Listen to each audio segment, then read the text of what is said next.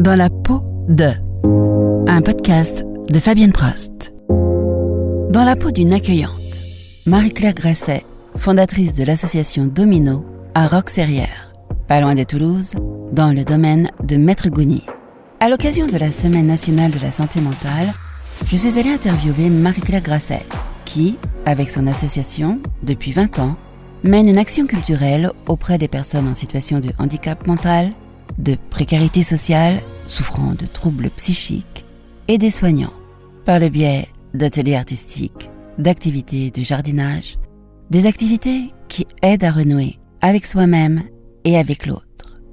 Depuis 10 ans, installés dans le beau domaine de Maître Gouni, ils reçoivent ces personnes un vendredi toutes les semaines ou tous les 15 jours. C'est l'hospitalité de la beauté. Bientôt des séjours de 3 à 15 jours pour des petits groupes seront proposés dans l'hôtellerie d'accueil. Mais écoutons Marie-Claire qui sait si bien jongler avec les mots. Pourriez-vous me dire en quelques mots ce qu'est l'association Domino et le domaine de Maître Gouni ? Alors, l'association Domino est une association qui a été créée en 2001, dont la mission, l'objet, la vocation est de révéler à toute personne qu'elle peut faire de sa vie une œuvre d'art. Donc une fois qu'on a dit ça, on a tout dit et rien dit. Mais pour expliciter, l'association propose des activités artistiques, culturelles, et je dirais aussi la vie quotidienne, parce que l'art, c'est pas simplement l'art académique, c'est aussi faire que notre vie, tout de notre vie soit beau. Je pense que la beauté, elle est vitale, que chacun de nous a besoin d'en faire l'expérience, et puis de vivre dans des cadres beaux qui font que mentalement et intérieurement, on se sent mieux. Voilà. Une sorte d'alignement des planètes ?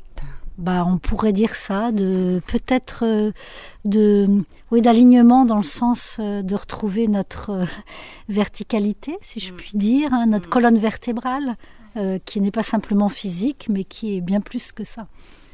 Alors, il y a une belle citation sur l'origine du nom de l'association Domino sur votre site. Au jeu de domino, toutes les combinaisons sont nécessaires pour que chaque élément trouve son complément et sa place.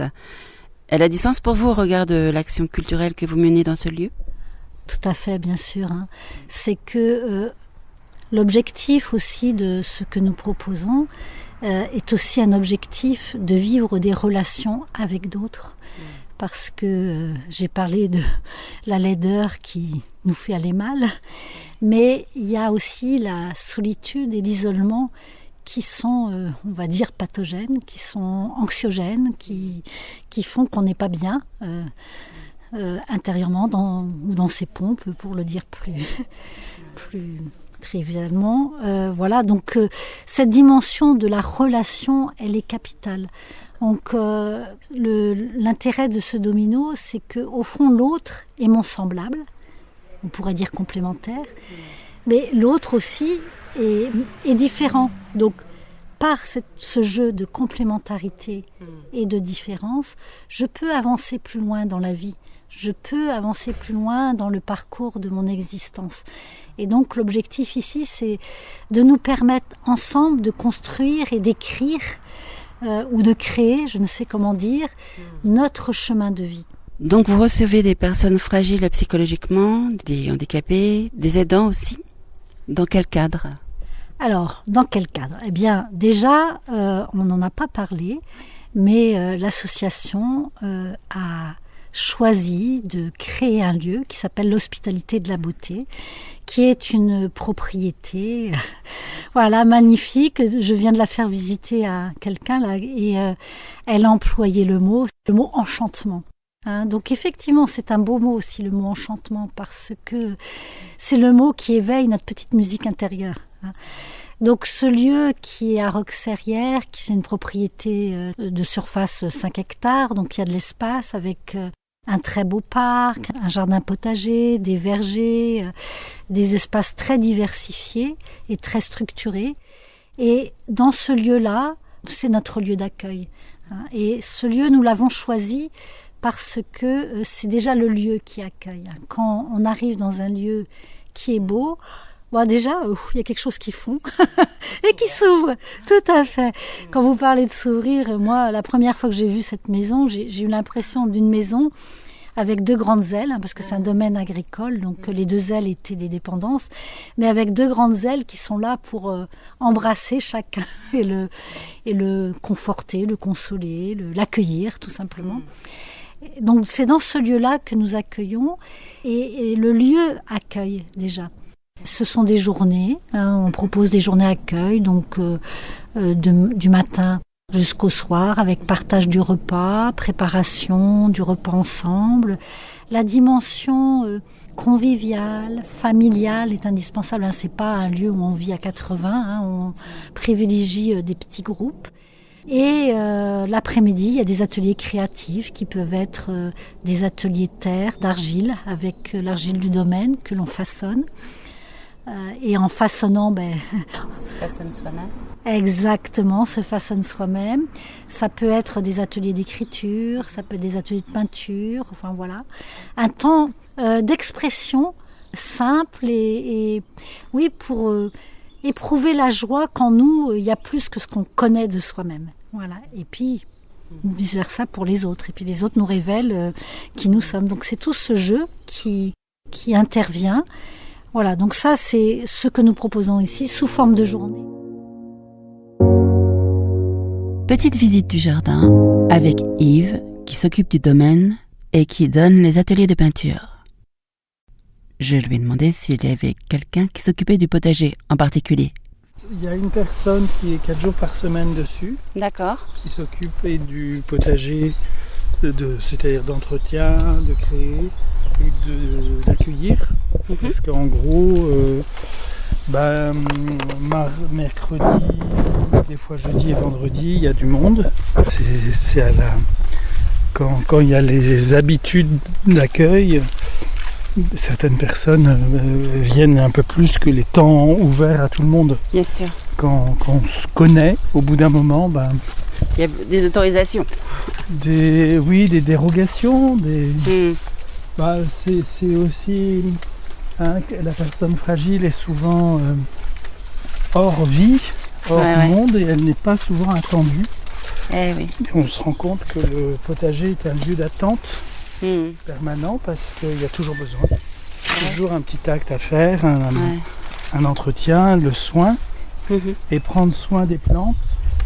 C'est comment l'un dans l'autre se fait. Voilà, donc on a aussi beaucoup de fleurs parce que c'est toute la question de la biodiversité. Ça demandait peut-être beaucoup de travail aussi, toutes ces plantations. Ouais, mais ça demande du travail, mais ça propose aussi une activité pour chacun. Et on a toujours le côté travail, c'est l'enfer. Et je pense que par le travail aussi, on peut découvrir qui l'on est. Découvrir ses goûts, découvrir ce qu'on aime, ce qu'on n'aime pas, et découvrir des lieux où on peut s'épanouir. Donc on me dit souvent c'est beaucoup de travail, je dis oui, beaucoup de travail, mais beaucoup aussi d'espace pour accueillir chacun qui vient. Là, on est devant le poivrier de Chichuan et on va devoir ramasser le poivre pour Voilà, c'est une petite activité, de prendre, de le mettre à sécher. Il est magnifique, là, le poivre. Très beau.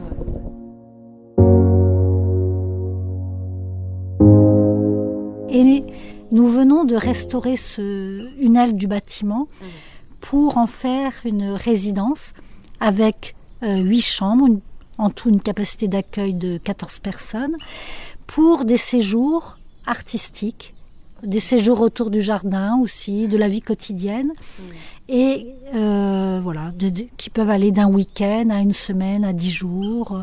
À chaque fois, il s'agit de créer, de vivre ensemble. On va proposer un séjour à Noël, pour préparer, après Noël, au moment du réveillon du 31 décembre, pour créer une fête ensemble, faire la fête ensemble, c'est important aussi, voilà. J'ai lu sur le site que vous étiez une petite tribu, donc pouvez-vous me décrire la tribu ?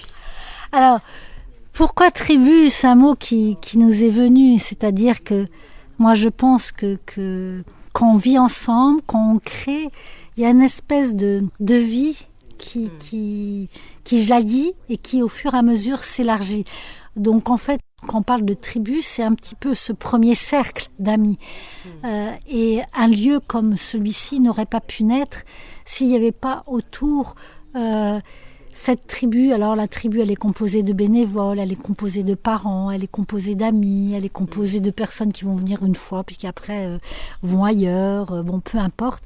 Mais c'est ce cercle-là qui habite, qui anime et qui fait vivre tout le projet. D'accord. Mais vous êtes une des fondatrices quand même du projet. Tout à fait. On pourrait dire que je suis la fondatrice, mais ce genre de projet ne peut pas se fonder tout seul. Donc, je dirais que nous sommes tous appelés à être cofondateurs de cette aventure.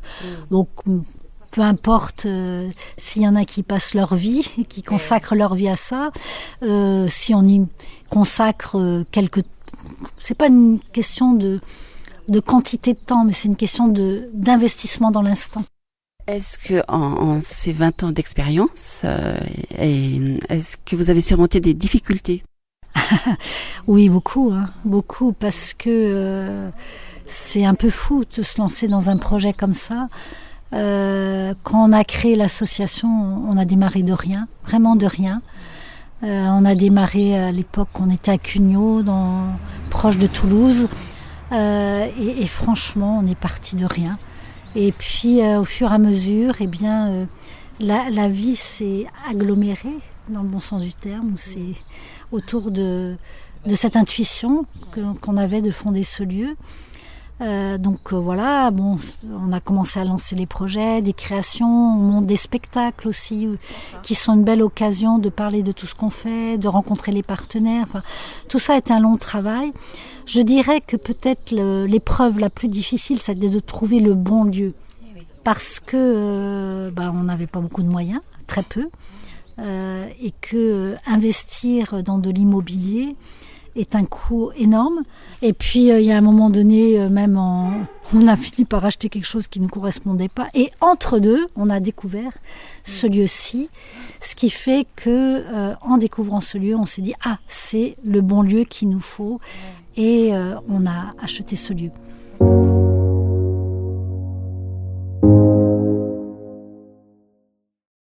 Et donc, ensuite, l'autre difficulté, c'est de trouver le bon lieu et puis d'avoir les financements. Parce qu'à un moment donné, on s'est dit, peut-être qu'il faut qu'on achète, mais il fallait trouver les financements et tout ça. Dès l'origine, on a créé autour du projet associatif un comité de soutien qui était fait de parents, d'amis. Et donc, c'est fort de ce comité de soutien que nous avons créé une SCI. Et avec la SCI, on a pu acheter le lieu, mais voilà. Mais ça a été vraiment difficile. Et puis l'autre épreuve, c'était de trouver les fonds pour restaurer. Ce n'est pas encore bouclé, il nous manque encore 300 000 €, donc c'est une petite somme. Mais on a fait le choix avec tout ce comité de soutien de se dire, il faut y aller. L'enjeu de la santé mentale est tel aujourd'hui, il y a un tel besoin que tant pis, il faut y aller, quoi. Si on attend d'avoir toutes les conditions, on ne fera jamais rien. Donc nous espérons que ce qui manque va arriver, nous sommes confiants. Mais c'était au regard de l'enjeu qu'on ne pouvait pas ne rien faire. Depuis combien de temps menez-vous cette action culturelle auprès des personnes fragiles? Depuis 20 ans? Alors je dirais que depuis toujours, de formation, moi je suis psychologue clinicienne, j'ai travaillé en hôpital psychiatrique. Et donc c'est quelque chose, on pourrait dire que ce projet, je l'ai depuis l'âge de 20 ans, donc ça fait quand même plusieurs années. Non, c'est un projet vraiment qui a mûri progressivement, et puis après, il y a des personnes qui se sont reconnues dans ce projet, on s'est reconnus animer des mêmes intentions pour le mettre en œuvre, et voilà, ça a mis du temps, mais ça s'est fait. Pour quel public? À qui vous adressez-vous? Le projet s'adresse à plusieurs personnes, je dirais déjà à toute personne qui se sent rejointe. Il s'adresse à des personnes qui ont des fragilités psychiques, chroniques ou plus momentanées, ou parce que la vie parfois nous malmène et on a des passages à vide. Ça peut être suite à un burn-out, à des deuils, à des épreuves, tout ce que la vie nous réserve, voilà. ça peut être aussi pour des personnes qui ont un handicap mental, donc plus d'origine génétique ou accidentelle. Et puis également pour tous les aidants, parce que c'est éprouvant de vivre avec un proche qui souffre mentalement ou psychiquement. C'est éprouvant. Il faut tenir dans la durée. Les prises en charge sont pas toujours à la hauteur des besoins. Elles ne sont pas à la hauteur des besoins, disons-le franchement. Les soignants eux-mêmes sont, moi je trouve aujourd'hui, malmenés. Il y a des grandes souffrances. Donc au fond, en créant ce lieu, particulièrement la résidence, nous aimerions aussi offrir aux aidants des haltes de repos où ils puissent se poser, où on puisse enfin pour une fois s'occuper d'eux sans qu'eux aient à s'occuper d'autres, qui lâchent la charge mentale et affective qui est la leur. Et donc voilà, je dirais que c'est tout ce public-là. Et également à d'autres associations, à d'autres institutions de soins, pour leur permettre par moment de vivre autre chose avec leurs patients ou avec les personnes qu'ils accueillent que ce qu'ils vivent dans leur propre institution. Donc vous avez des partenariats avec des hôpitaux peut-être ? Alors oui, on a des partenariats. C'est justement l'objectif de la journée porte ouverte qu'on va faire la semaine prochaine, le 17 octobre, dans le cadre des semaines d'information sur la santé mentale. Et le 17 octobre, on a vraiment conçu cette journée pour des soignants. Alors, par rapport à la journée du 19 octobre, quel est le programme ? Alors, c'est une journée qui s'adresse vraiment à tout le monde. Donc, on a essayé de faire un programme, particulièrement peut-être pour des familles, pour qu'on vienne avec tous ceux qui veulent, tous les âges de la vie. Et il y a d'une part un temps de visite et de découverte du jardin, du potager. Et puis, on a prévu des jeux de piste dans le potager, donc ça, avec des questions pour les enfants. Cette journée, on l'a mise en place en partenariat avec une association de Roqueserrières qui est les Croqueurs Ludiques. Alors, les Croqueurs Ludiques, pourquoi ça s'appelle comme ça ? D'une part, parce que c'est une association qui est une AMAP. Et puis, d'autre part, ils ont des jeux. Et donc, ils ont des grands jeux en bois fantastiques. Donc, ils vont animer des jeux. Il va y avoir aussi des contes qui vont être récités, donnés. Et nous avons fait appel aussi à des artistes locaux, à Jean-Loup Fica, qui anime des ateliers de moulage en terre. Donc Patrice Dion, qui est aussi juste du coin. Il photographie, mais sur du végétal. Puis il y aura une exposition d'un partenaire justement qui est la clinique de Montbéron. Une exposition sonore avec Slam Tadam. C'est pas des états d'âme, mais des Tadam. Et bien sûr, nous allons préparer un grand goûter gourmand pour cette journée. Voilà. Il est possible de pique-niquer sur place, de venir à n'importe quelle heure. Enfin voilà, donc c'est un dimanche, récréatif. Comme nous l'a dit Marie-Claire, le domaine ouvre ses portes le 17 octobre pour les soignants et le 19 pour tout le monde. C'est l'occasion de découvrir ce lieu magnifique, accessible en voiture et en train, de découvrir l'association et sa démarche, de profiter des animations proposées et de vous renseigner si vous souhaitez y passer un moment. Pour en savoir plus, voici leur site, riche d'informations, www.associationdomino.org. Cette émission se termine. Si vous souhaitez la réécouter, vous pourrez la retrouver sur ma chaîne YouTube, mais aussi sur Spotify, Apple Podcasts, etc. Vous retrouverez aussi tous les liens sur mon blog, dans la peau de podcast.blogspot.com. Si vous l'aimez, partagez-la et abonnez-vous à ma chaîne où vous retrouverez d'autres podcasts sur différents thèmes et des interviews d'associations ou d'artistes. À bientôt!